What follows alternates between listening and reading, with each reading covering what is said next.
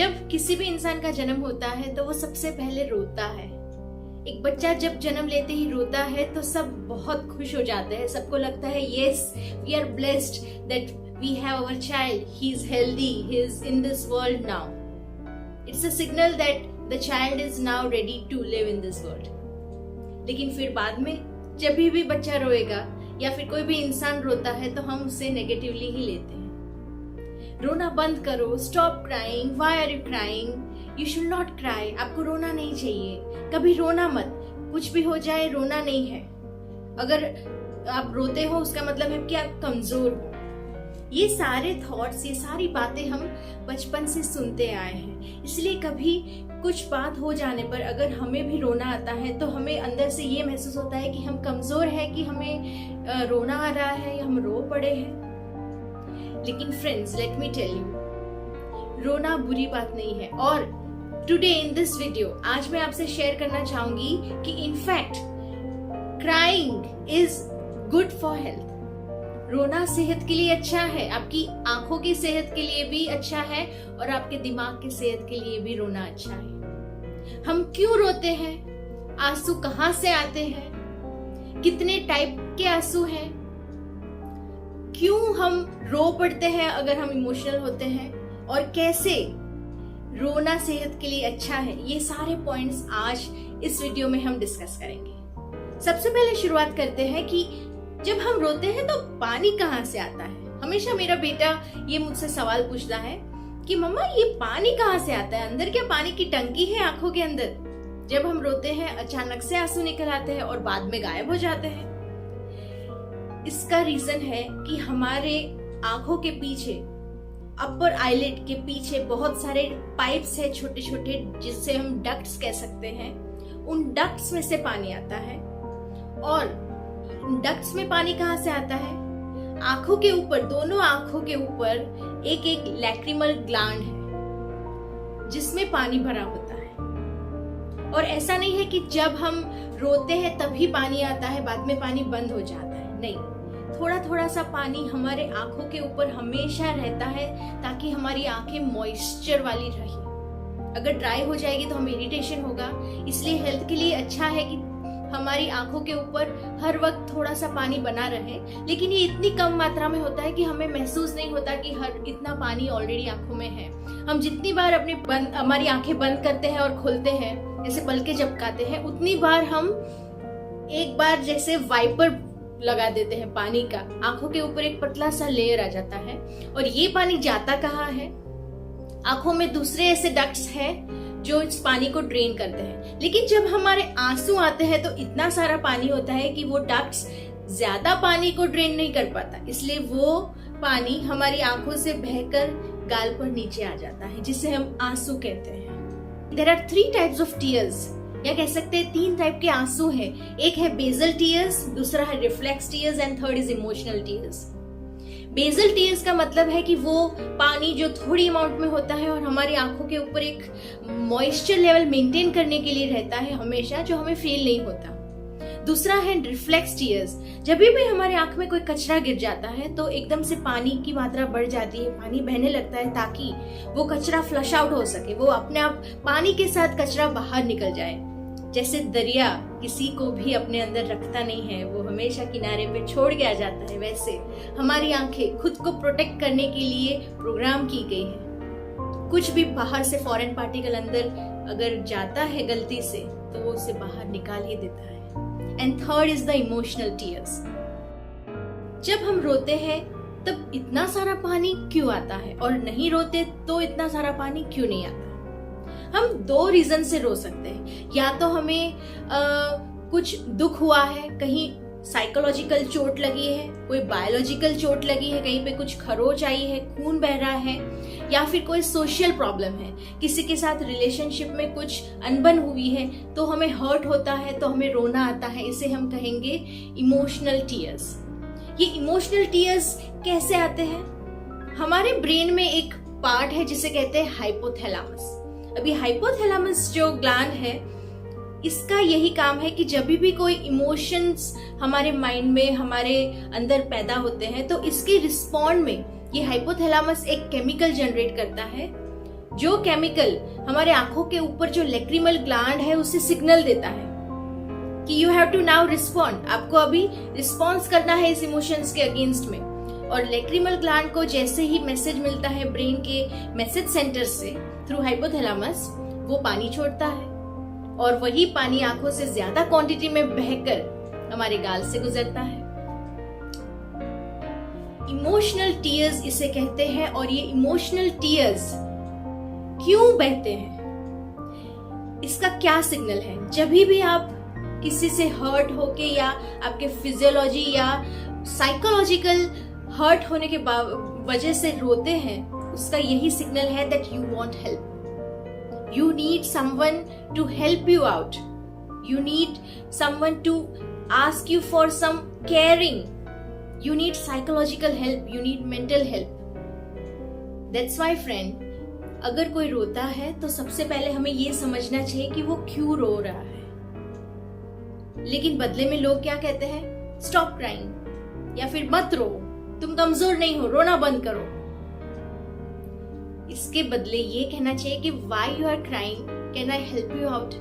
क्या रीजन है? We'll make it all right. सब कुछ ठीक हो जाएगा। हम बात करते हैं, लेट अस कम्युनिकेट। तुम मुझे शेयर करो क्या प्रॉब्लम है। This is the first step towards helping that person out. And never make an impression that when a person is crying he is weak. Actually that person is strong enough to let his expression come out. वो इंसान के अंदर इतनी ताकत है, इतनी हिम्मत है कि वो अपने आंसू को रोक के अंदर, गला घोट के अंदर ही अंदर वो घुट नहीं रहा है। जो भी उसके दिमाग में, जो भी उसका बॉडी रिस्पॉन्ड कर रहा है, उसे वो बहने दे रहा है। और इसका बेनिफिट भी है, अगर आप आंसू को रोकते नहीं हैं और उसे बहने देते हैं तो आपका माइंड स्टेबल हो जाता है, प्रॉब्लम्स को फेस करने के लिए रेडी होता है। क्योंकि इंसान रोता तभी है जब भी उसको लगे कि जो भी सिचुएशन है या जो भी प्रॉब्लम है वो उसके कंट्रोल के बाहर है। सिचुएशन को कंट्रोल करने के लिए आपका माइंड, आपका बॉडी दोनों आपके सपोर्ट में है, इसलिए तो वो चाहता है कि आंसू बह जाए and your mind becomes stable and strong enough कि आप अब उस सिचुएशन को या फिर इमोशंस को हैंडल करने के लिए रेडी हो। इसलिए तो रोने के बाद या आंसू बह जाने के बाद हम अच्छा महसूस करते हैं, हल्का फील करते हैं। This is the reason. और इसी की वजह से ही जो लोग अपने आंसू को रोक के रखते हैं ये सोचकर कि मैं बहुत स्ट्रांग हूं इसलिए मैं नहीं रोऊंगा, उनको ज्यादा चांसेस है हार्ट अटैक आने के। They are more prone to get attack by stress. वो ज्यादा प्रेशर में रहते हैं। ऐसा नहीं है कि वो ज्यादा स्ट्रांग है, इंटीरियरली उनके मेंटल प्रेशर को, मेंटल स्ट्रेस को हम देख नहीं पाते इसलिए पता नहीं चलता, लेकिन उनकी बॉडी जब रिएक्ट करती है in form of heart attack, we come to know, and science ने भी ये प्रूव किया है, through research also it is proved that men are more prone to heart attack than women. Why? क्योंकि men की comparison में women ज्यादा रोती है और men इसलिए नहीं रोते क्योंकि वो सोचते हैं कि I am a man, why should I cry? I should not cry. So whenever you see tears in somebody's eyes, it's a call that that person needs help. That person is asking someone or somebody to help him out or support him, or at least he is himself getting ready to face the problem.